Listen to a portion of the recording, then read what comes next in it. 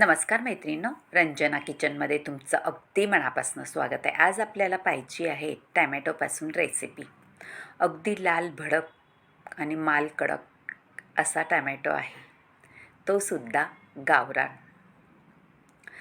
तोंडाला चव देणारी म्हणजे चटपटीत चटकदार रेसिपी बनणार आहे. महिनाभर ठेवू शकता आणि त्याचा स्वाद घेऊ शकता. आता चटणी बनवण्यासाठी आपण घेतलेले आहेत टॅमॅटो. टॅमॅटो किती घ्यायचे आहेत ते तुमच्या अंदाजाने घ्या. मी हे 1 किलोला थोडे कमी आहेत आणि त्यामध्ये पाणी घालून आपल्याला स्वच्छ धुवून घ्यायचे आहेत.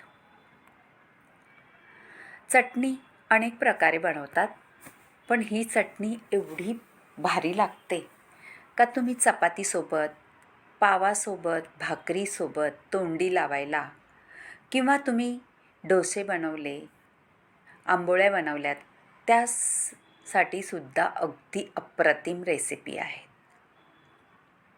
एकदा बनवून ठेवा आणि महिनाभर खा, अशी रेसिपी बनणार आहे. आता टॅमॅटो आपण धुवून घेतलेले आहेत स्वच्छ, आणि त्याला आपण काय करणार आहोत, त्या भांड्यामध्ये घेऊन थोडं पाणी घालून ग्लासभर वाफवून घ्यायचे आहेत. ते सुद्धा अगदी शिजल्यानंतरच काढायचे आहेत. शिजायला सुद्धा वेळ लागत नाही मैत्रिणींनो, 5 मिनिटात शिजून होतात. हे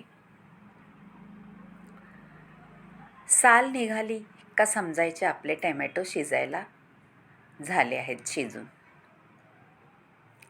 आता गॅस बंद करायचा आहे आणि साल काढून घ्यायची. साल काढायला थोडं थंड होऊन द्यायचं. हे गरम आहेत टॅमॅटो. थंड झाल्यानंतर आपला हातही भाजणार नाही आणि सालही पटकन काढून होणार.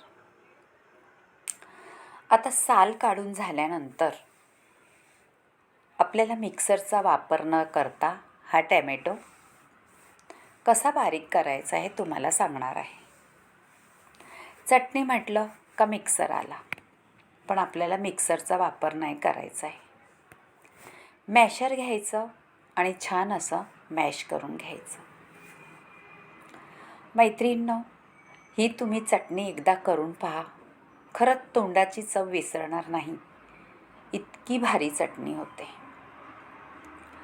कारण आपल्या मिक्सरचा वापर न करता कधीहीच ही चटणी करू शकता तुम्ही. आता मॅश चांगलं करून घ्यायचं आणि थोडं मोठं राहिलं तरीसुद्धा चालतंय. हे पहा, झालेलं आहे आता मॅश करून.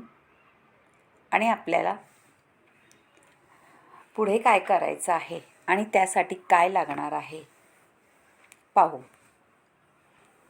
कढई ठेवायची आहे. त्यामध्ये 2 चमचे मोठे, म्हणजे पळीभर आपण जी कालवण घेतो पळी, तेवढं तेल घालायचं आहे. चटणी म्हटलं का तेल पाहिजेच, तीसुद्धा महिनाभर टिकणारी. आता त्यामध्ये मोहरी, जिरं तडका द्यायचा आहे आपल्याला, त्यासाठी घालून घ्यायचं आहे. हे आहे आलं किसून घेतलेलं आहे, ते सुद्धा तेलामध्ये परतून घ्यायचं. कढीपत्तासुद्धा कापून घेतलेला आहे मैत्रिणींनो. आणि लसूणसुद्धा आपण किसूनच घेतलेला आहे. जर किसायला जमत नसले तर ठेचूनही घालू शकता. आता आलं, कढीपत्ता हे जिरी मोहरीच्या तडक्यामध्ये छान असं खरपूस भाजून घ्यायचं आहे तेलामध्ये. आता कलर बदलस तोपर्यंत आपल्याला थांबायचं आहे. त्यामध्ये आपल्याला 2 चमचे सफेद तीळ घालायचे आहे. सफेद तिळाचा सुद्धा चव इतकी त्याच्यामध्ये भारी येते, दाताखाली आले का टॅमॅटोच्या चटणीमध्ये. ते सुद्धा परतून घ्यायचे आहे. आणि तेलात परतल्यानंतर खमंग होतात ते. हे पहा, आपल्या फोडणीचा कलर बदललेला आहे. आता ह्या स्टेजला आपल्याला घालायचे आहेत मसाले. हा मी कांदा लसूण मसाला घातलेला आहे आणि हा घातलेला आहे आपला घरगुती मसाला आहे. तुम्हाला वाटलं तर नुसती मिरची पावडरसुद्धा घालू शकता. चवीनुसार मीठ घालायचं आहे. हळदीचा वापर करायचा नाही. हळदीचा वापर केला का टॅमॅटोच्या चटणीचा कलर वेगळा होतो. आता छान खमंग फोडणी तर झालेली आहे. त्यामध्ये आपले टॅमॅटो घालून घ्यायचे आहेत. टॅमॅटो घालून घेतल्यानंतर असं मॅश केलेले व्यवस्थित हलवून घ्यायचे आहे. मसाल्यामध्ये एकजीव करून घ्यायचं आहे आणि आपल्याला इथपर्यंत शिजवायचं आहे. त्यातलं पाणी सगळं आटून गेलं पाहिजे आणि तेल सुटेस तोपर्यंत शिजवायचं आहे. म्हणजे आपली चटणी महिनाभर काय 2 महिनेसुद्धा टिकून राहील. आता ही चटणी शिजवून घेऊ छान आणि तेल सुटस तोपर्यंत मध्ये मध्ये हलवत राहायचं आहे. पहा तुम्ही, थोडं थोडं आता तेल सुटायला लागलेलं आहे. असंच मध्ये मध्ये हलवत आपण टॅमॅटोची चटणी, अजूनही काही पदार्थ आपल्याला घालायचे आहेत, शेवटला घालायचं आहे. व्हिडिओ संपूर्ण पाहिला तरच कळेल तुम्हाला. आता हे पाणी वरती दिसते ते पूर्ण आटून गेलं पाहिजे. थोडी होत आलेली आता, अजूनही थोडा वेळ ठेवावं लागेल. मध्ये मध्ये हलवायचं कारण का खाली लागली नाही पाहिजे चटणी. त्यामुळे आपल्याला जाड बुडाची कढई घ्यायची आहे. पातळ बुडाची कढई घ्यायची नाही मैत्रिणींनो, नाहीतर खाली लागली जाते. पाहू शकता आपलं चटणीतलं पूर्ण पाणी आटलं गेलेलं आहे. आता ही चटणी झालेली आहे, पण आपल्याला त्यामध्ये 2 पदार्थ घालायचे आहेत.